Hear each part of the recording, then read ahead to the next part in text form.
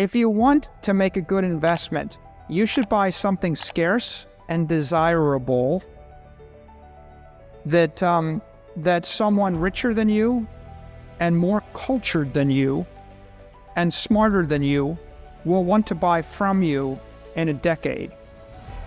And that's what I think of when I think of Bernard Arnault, someone richer than me and more cultured than me, and I wonder, would he want to buy this thing? And clearly $10 million worth of hotel space in Zimbabwe probably may not be that appealing.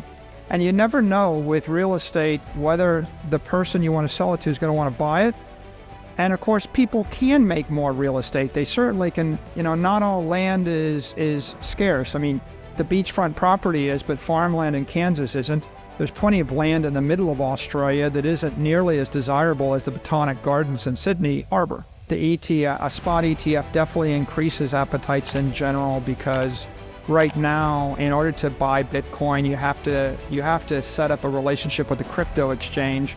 And most institutional investors don't have a crypto exchange relationship, and most retail investors don't have one. And most of the time, they don't want to add a new one. It takes 10, 20, 30 years for them to establish these relationships. So when the ETF comes on, you could think of an ETF kind of like like a website, like an internet address. It's like, does your company have a URL or an internet address? If so, it's easy to find you.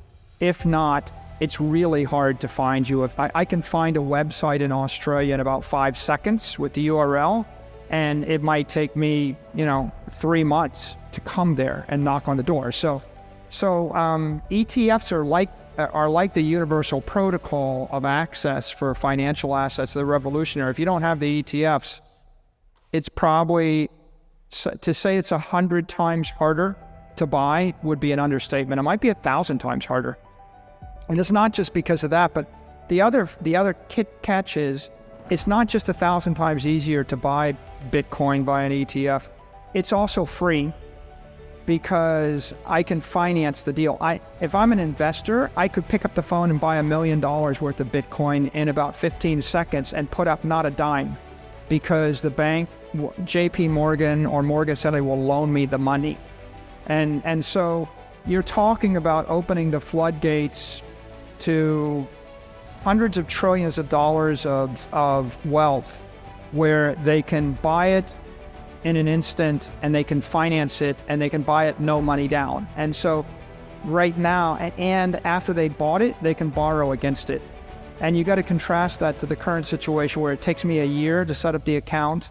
I have to come up with the cash and I can't borrow against it, and everybody criticizes me, and then I worry about the crypto exchange failing. So, that's going to be a big change for the industry. It'll be good for everybody, and it's definitely going to be a big boost for Bitcoin. As for MicroStrategy's position, if you look at the futures ETFs, the reason people don't like futures ETFs is by the time you're done with it, they've charged you 10% fee a year.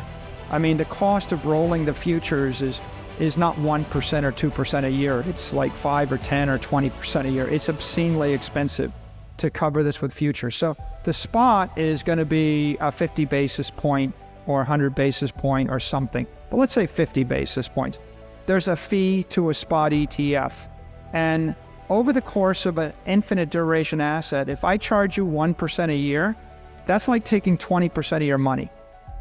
1% a year over the course of 30 years, discounted back with normal interest rates, is like you invest $1 million and you give me 200,000. That's the cost of 1%. The cost of 50 basis points is 10% of your money over the course of the infinite duration. So these ETFs, they charge a fee and they have no leverage. They're unlevered and they charge a fee of some sort. MicroStrategy doesn't charge a fee.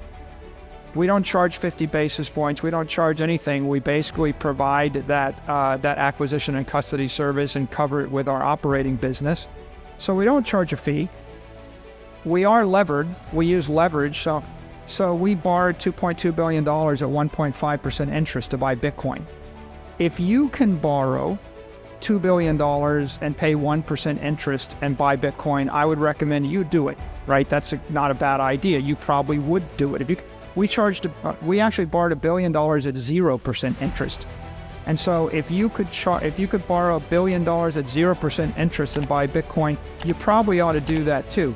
But if you can't do that, you can invest in MicroStrategy. Bitcoin mining is really amazing, right? We're up to like 460 exahash now. So the mining, the power of the network just keeps getting greater and greater. It's growing 70% a year on average through bear markets and bull markets.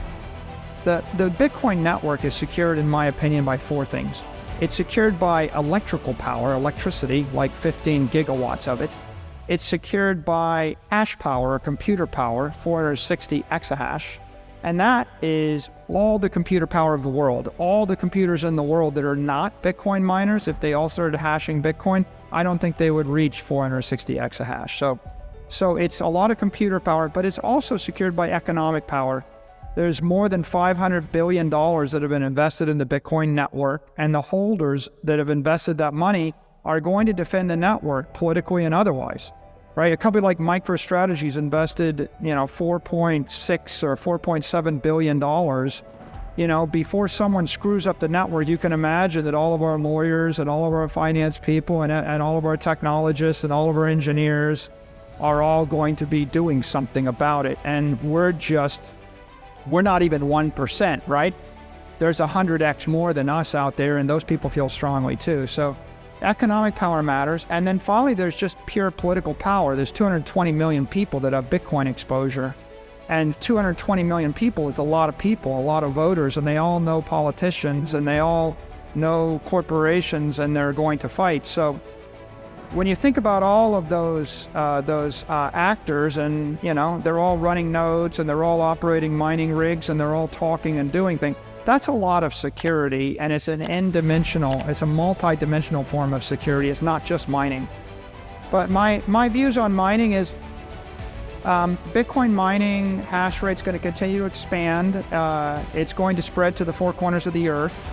Every place someone has stranded energy, stranded capital, every place where they want to plug in, they're going to look to Bitcoin mining. Bitcoin mining itself is going to be the primary beneficiary of transaction fees, and long-term, the security of the network is going to be driven not by the block rewards. I mean, they will be a primary factor probably till 2035 or so, but in 2035, 99% of the block rewards have been delivered. And the network sometime between now and then is going to transition to transaction fees that are going to be driven by demand, for that very scarce block space.